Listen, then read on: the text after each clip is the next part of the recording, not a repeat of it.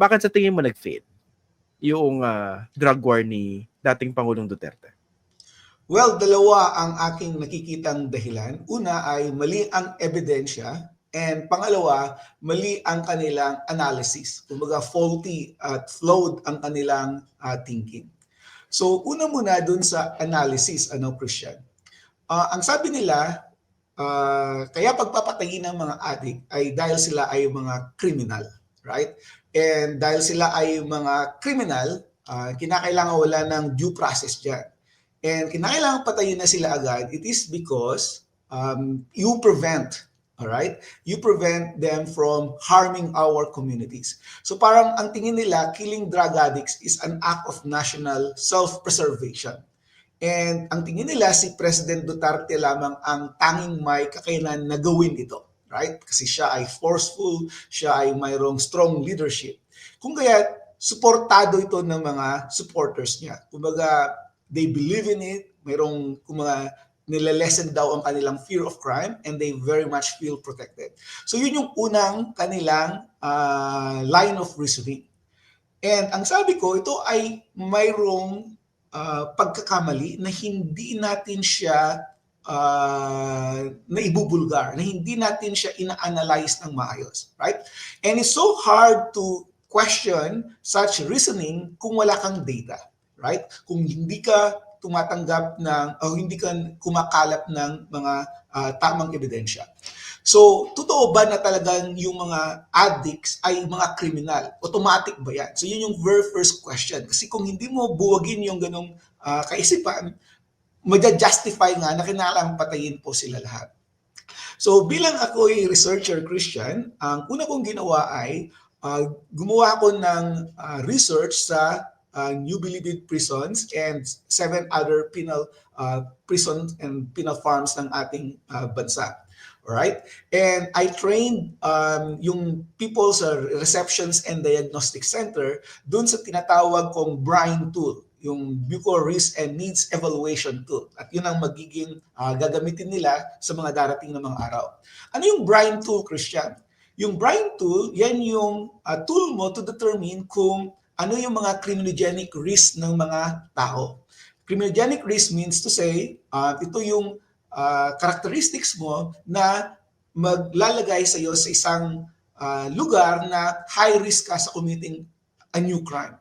So ano mga yan? So these are what we call the big 8 factors. Una, criminal history, yung pamilya mo, kung ikaw ay galing sa isang broken home o walang supervision.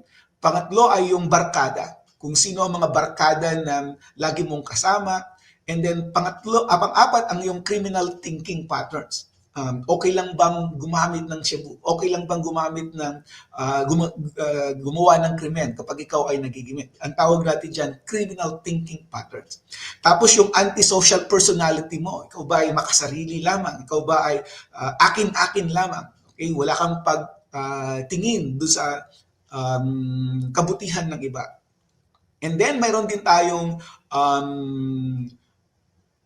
leisure time, use ng leisure time, neighborhoods, and yung substance abuse. Alright? So yung sa substance abuse, Christian, yan ay dalawa. Alcohol abuse and drug use. Sa Pilipinas, ang drug sa atin ay shabu. Dun sa aming tinatanong, Christian, ay gaano ka chronic? 2 years before ikaw ay makulong, gaano ka kadalas gumamit ng shabu?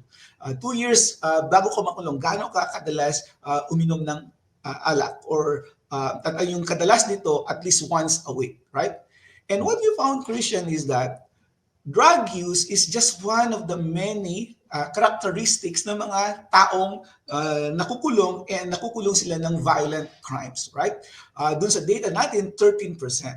And yung iba, mas maraki ang problema ng mga mayroong problema sa pamilya, kawalan ng edukasyon, kawalan ng trabaho, and of course, yung alcohol use as well.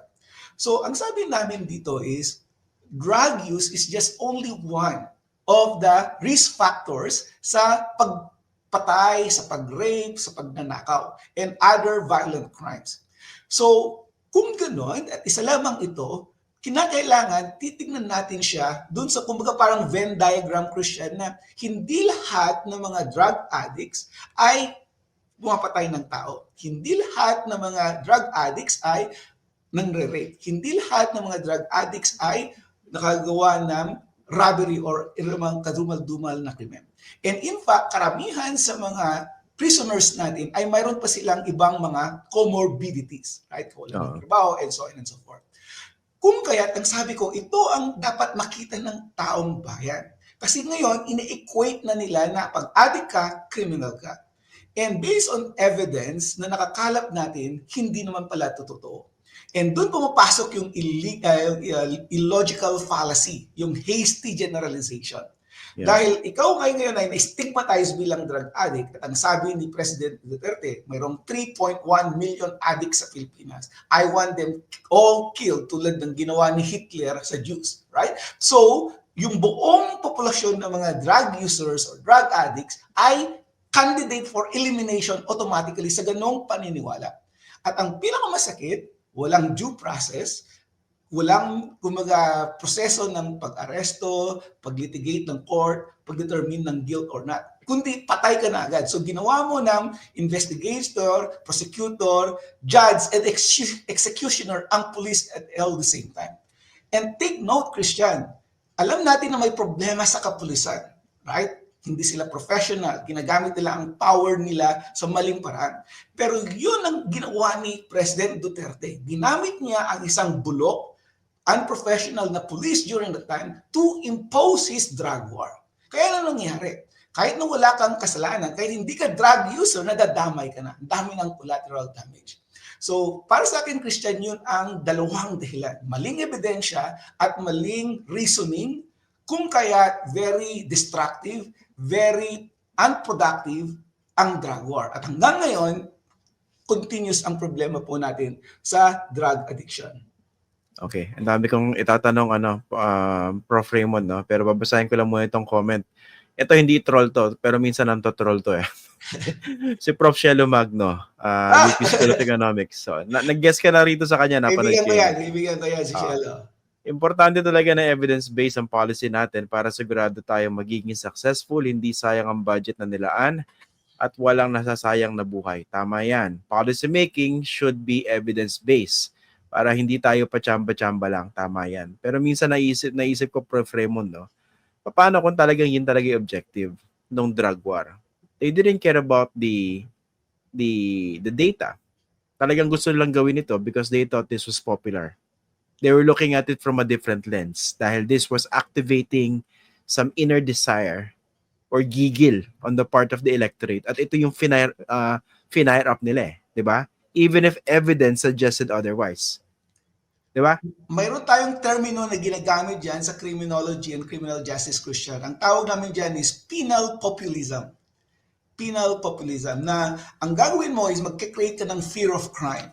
Na ang mga addicts ay kriminal at kung hindi mo gagawin ito, matakot ka dahil you will be the next victim, right? So, they create a monstrous image sa mga criminals or mga drug users as heinous criminals.